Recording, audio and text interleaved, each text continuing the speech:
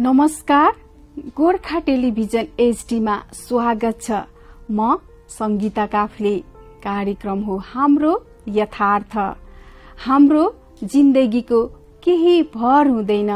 जिन्दगीमा के हुन्छ कसैले सोचेको हुँदैन। जिन्दगीमा भवितव्य आएका समस्याहरूलाई हाँसी हाँसी समाधान गर्नुपर्ने हुन्छ।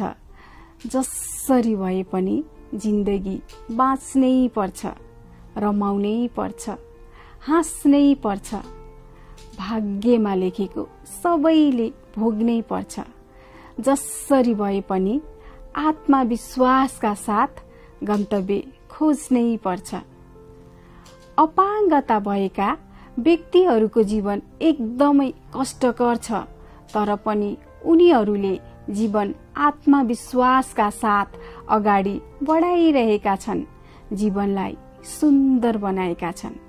हो, अपाङ्गता भएका व्यक्तिहरूको जीवन असहज छ, तर पनि उनीहरूमा आँट छ, साहस छ, धैर्यता छ र जिन्दगी चलिरहेको छ। यस्तै वास्तविक जीवनमा आधारित कार्यक्रम हो हाम्रो यथार्थ। आउनुहोस्, त्यस्तै एकजना व्यक्तिको जिन्दगीको वास्तविक घटनालाई नजिकबाट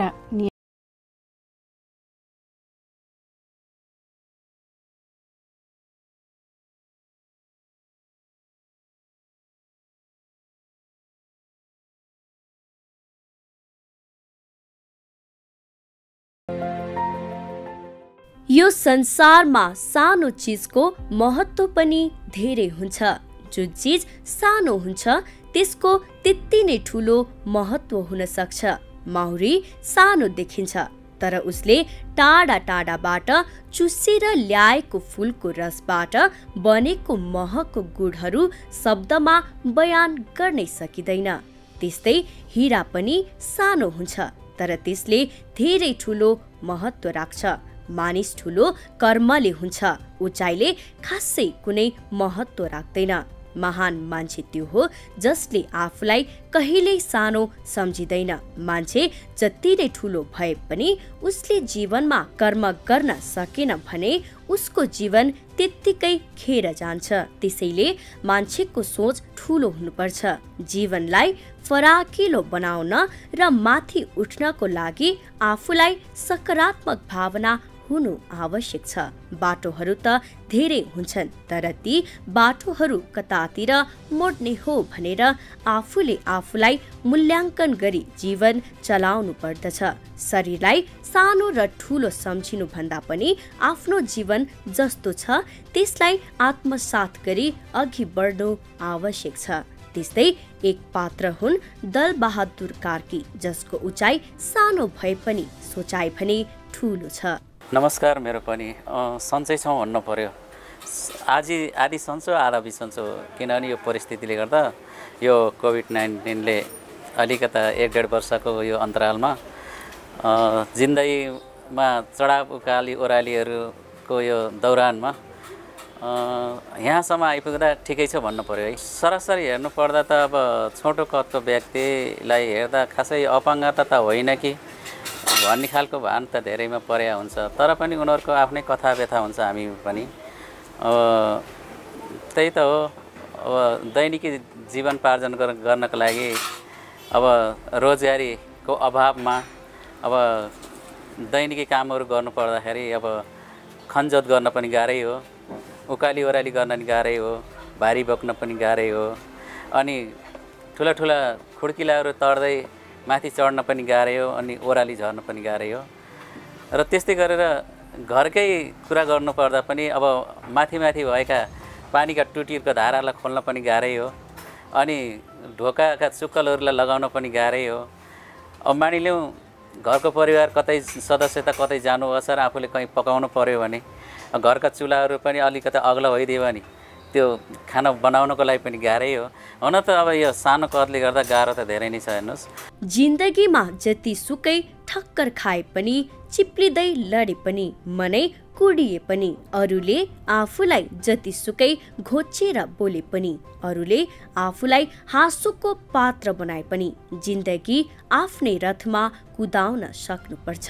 बाध्यताभित्र रुमलिएको जिन्दगीमा अरूले हाँसोको पात्र बनायो भन्दैमा जिन्दगीदेखि हार्नु हुँदैन। जिन्दगीको बाध्यतालाई सजिलैसँग बुझ्न सक्नुपर्छ।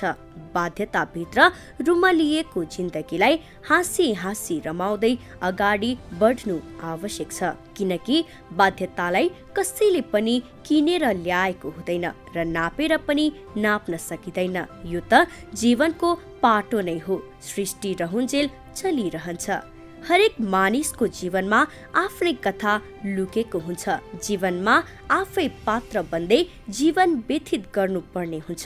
मात्र कथालाई कसरी प्रस्तुत गर्ने भन्ने आफूमा भर पर्छ। जसले आफ्नो कथालाई सकारात्मक बनाउन सक्यो उसले मात्र वास्तविक रूपमा जीवनलाई बुझ्न सक्छ। तपाईँ हामी आज जे छौँ, जस्तो स्थितिमा छौँ, त्यो सबै हामीहरूको सोच अनुसारको परिणाम हो भन्ने उनको सोचाइ रहेको छ। त्यस्तो खासै सानो कद भएको हिसाबमा कस्तो हुन्छ भने, पहिला धेरै समय पहिलादेखि कस्तो हुन्थ्यो, हामी जब स्कुलको जीवन बिताउँदै यहाँसम्म आइपुग्दाखेरि पहिला धेरै नै भनौँ न यो समाज शिक्षित नभएर हो कि अब हामीहरूको वर्गलाई एकदमै पातलो क्रममा देखेर हो कि मानिलिउँ न, अब 100औं सङ्ख्यामा 1-2जनालाई देख्दाखेरि अलिकति अर्कै भान हुन्छ नि त भन्ने भएर हो कि त्यति बेला साह्रै नै अलिकता हिँड्नु पर्दा कहीँ अब बाटोमा हिँडौँ अथवा बजारमा हिँडौँ अथवा मन्दिरमा जाउँ अथवा कहाँ कोही पनि मान्छेहरूको भिडभाडमा जाँदाखेरि अचम्मै किसिमले हेर्ने एउटा हुन्थ्यो। अहिले जब यो हाम्रो माहौल भयो, अब सङ्गठन भयो, अब संस्था जुट्यो, संस्थामा आबद्ध भयो, धेरै साथीहरू भयो भनेपछि यिनीहरूको पनि छुट्टै संसार रहेछ, उनीहरूको नि एउटा जिन्दगी रहेछ, उनीहरूको नि एउटा जीवनपार्जन गर्ने एउटा कुनै न कुनै कला क्षेत्र होस् अथवा कुनै न कुनै यो अनुसारले होइछ भनेर पहिलाको क्षणभन्दा अहिलेमा हेराइमा र देखाइमा बोलाइमा अलिकति भिन्नता आइरहेको छ। अपाङ्गता भएका व्यक्तिहरूलाई धेरै गाह्रो छ, तर पनि उनीहरूले जीवनलाई चुनौती दिँदै अगाडि बढिरहेका छन्। समाजले गिज्याउन अझै पनि छोडेको छैन। जीवनमा सबैभन्दा ठुलो कुरा ज्ञान हो। अपाङ्गतालाई हेर्ने दृष्टिकोण सङ्कुचित नै छ र अवसरबाट वञ्चित हुनु परेको उनको बुझाइ छ। खै कसरी भनौँ र, अब वञ्चित अब त्यस्तो खालकोले अझै त हुन त परेको छैन पर्नलाई भए पनि। अब एकपटक म कस्तो हो भने 2046 सालको एसएलसी गरिसकेपछि म त्यो 52-53तिरको एउटा के अरे लोकसेवा शिक्षक लोकसेवामा लिखितमा पास भएँ। अनि मौखिक इन्टरभ्यूमा जाँदाखेरि सरहरूले अलि अचम्मै तरिकाले सोध्नुभएको थियो, अब त्यहाँ तपाईँ शिक्षक हुन आउनुभएको रहेछ, तपाईँले कक्षामा पढाउन सक्नुहुन्छ त, अनि ब्ल्याकबोर्ड पुग्न सक्नुहुन्छ त भन्ने खालके उहाँले कस्तो अलिक अर्कै तरिका यो समाजमा यो सानो व्यक्ति झन्डै यो शिक्षक पेसामा काम लाग्दैन कि उसले त्यहाँ गएर केही गर्न सक्दैन कि भन्ने खालको त्यहाँ सायद सरहरूको त्यो भनाइको बुझाइले म त्यस्तो मानिरहेको थिएँ। तर पनि मैले के भनेको थिएँ सर, होइन त्यही स्कुलको परिपाटीमा पनि अब हो ब्ल्याकबोर्डलाई माथि छ त्यसलाई अलि तलतिर राख्न सकिन्छ, अनि यदि माथि नै छ अनि तलतिर एउटा खुड्किला राखेर आफू अलिकति 2टा खुड्किला माथि राखेर आफू पनि त पढाउन सकिन्छ। सबभन्दा ठुलो कुरो ज्ञान र सिप हो। ज्ञान भयो भने त पढाउन किन नसक्ने रहेछ।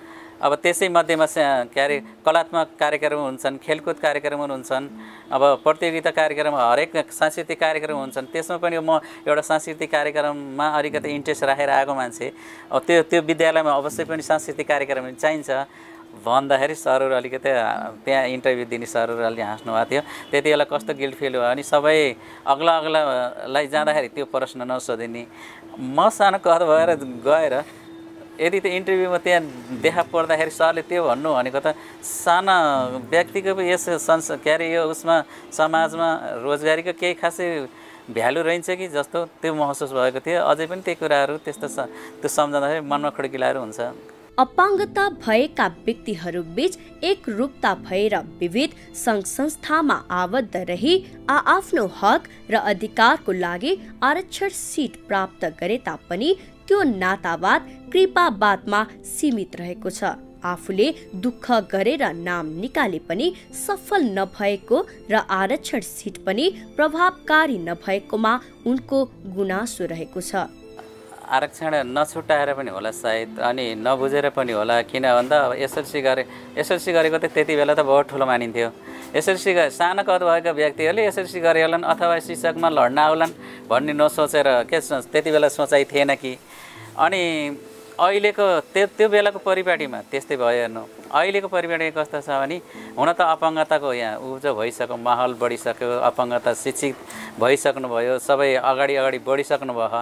तर कस्तो भन्दा फेरि अहिले कम्पिटिसनको जमाना आइसक्यो। अब कोटा हुन्छ, एउटा दुईवटा कोटा हुन्छ, त्यसमा फेरि सयौँले कम्पिटिसनमा लड्नुपर्ने हुन्छ। आरक्षण त छुट्याइएको छ, तर पनि अब अपाङ्गताको हिसाबले हेर्दाखेरि त आरक्षण अलिक कम जस्तो लाग्छ क्या। अब त मानिलिउँ 100 जना अपाङ्गता भएका हामीहरू यहाँ बसियो, हामी सबैलाई रोजगार चाहिएको छ। जम्मा कोटा 3टा या 4वटा, अब कति लड्नु त्यहाँ? को लड्नु, कसरी लड्नु? समस्या सबैको छ, सबैलाई रोजगार चाहिएको छ, सबै जीविकापार्जन गर्ने नै छ। तर के भन्दा आफू त्यही शिक्षा भएर अब सर्टिफिकेट भएर दक्ष अनुभवी भएर तापनि अब कम्पिटिसनमा गएर लड्नु पर्ने। त्यहीमा पनि कस्तो हुन्छ भने भनसुन हुनपर्ने अरे, कोही आफन्त हुनपर्ने अरे, ल मेरो मान्छे त्यहाँ छ अलिकति विशेष हेर्दैछ भन्ने खालका अन्यबाट फोन पनि आउन सक्ने। अब जो आफ्नो अन्य कोही पनि छैन, आफू तिमी सिर्फ छ प्रतिभा छ, क्षमता छ, अब भनौँ न अब उसँग एउटा अठोट अब शिक्षकमा म लडेँ भने अथवा त्यो कोटामा म लडेँ भने म पक्कै पनि पास हुन्छ भन्ने खालको आँट भएर गएर पनि कहिलेकाहीँ त अब सोचले गर्दा पनि त्यो चिप्ल्याउनु पर्ने स्थिति हुन्छ। तर म के भन्छु भने अब नेपालमा जति पनि अपाङ्गताहरू हामी छौँ, अपाङ्गताहरूलाई अलिकता तोकिएको सानो निम्न आरक्षण नराखेर अलिकता आरक्षणको कोटा अलिकता बढाइदिए पर अब मानिने सबैले अलिकता अवसर पाउनुहुन्थ्यो भन्ने। जिन्दगीलाई चुनौती दिँदै व्यापार व्यवसाय सम्हाल्दै आफ्नो श्रीमती छोराछोरीसँग रमाउँदै उनले आफ्नो जीवनको रथ गुडाइरहेका छन्। उनी फुर्सदको समयमा आफ्नो छोरीहरूसँग रमाउँदै नाच्दै गाउँदै जीवन व्यतीत गरिरहेका छन्।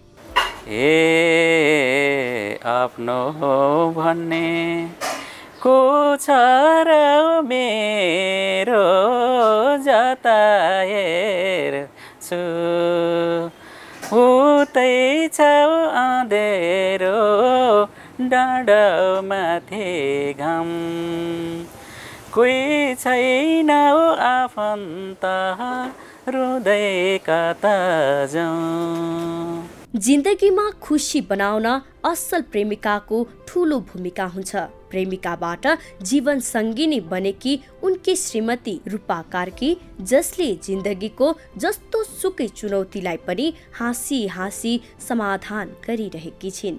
यो सुन्दर जोडीको मिलनलाई देख्दा लाग्छ साँच्चीकै यो संसारमा भगवान उनकै लागि बनेका हुन्।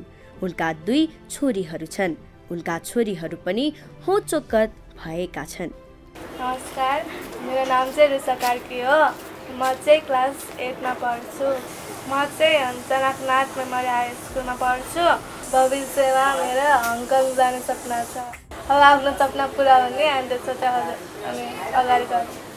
नमस्ते, मेरो नाम रश्मि कार्की हो। म क्लास 5 मा पढ्छु। दलबहादुर कार्की त समाजको एउटा प्रतिनिधि पात्र मात्र हुन्। उनीहरू जस्ता धेरै छन् यो समाजमा, त्यसैले सङ्घर्ष गर्नुपर्छ। जिन्दगीमा सङ्घर्षले मान्छेलाई महान बनाउँछ। आँखाको उपचार त गर्न सकिन्छ, तर दृष्टिको गर्न सकिँदैन। त्यसैले जीवनमा जे जस्तो समस्या आइपर्छ हाँसी हाँसी समाधान गरी अगाडि बढ्न आवश्यक छ। काम गरिरहन सकुन्, सङ्घर्षबाट कहिले नथाकुन्। उनको जीवन बदलिरहोस्। खासै यिनीहरू यो जनकनाथ मेमोरियल हाई स्कुलमा नर्सरीदेखि चाहिँ पढेका हुन्। नर्सरीदेखि पढ्दाखेरि त्यहाँका अब शिक्षिकाहरू, शिक्षक सरहरू, गुरुहरूले अब सानैदेखि चाहिँ माया गर्ने। अनि त्यहाँको वातावरण चाहिँ अब हामीहरू पनि अब अलिकति त्यहाँ देखादेख हुने भयो विद्यालयमा होइन। हामीहरूलाई पनि देख्दा र अरू साथीहरूलाई पनि देख्दाखेरि र उनीहरू त्यहाँ स्कुलमा पढ्ने जाँदा खासै यिनीहरूलाई त्यति इफेक्ट परेन।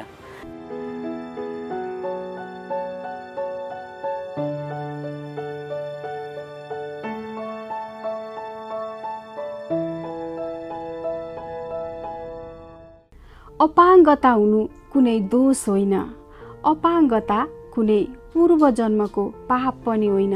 यो त एउटा अवस्था मात्र हो, तर पनि मानिसहरूले यसलाई पूर्व जन्मको पापको भागीदार बनाउँछन् र उनीहरूलाई बोझ मान्दछन्।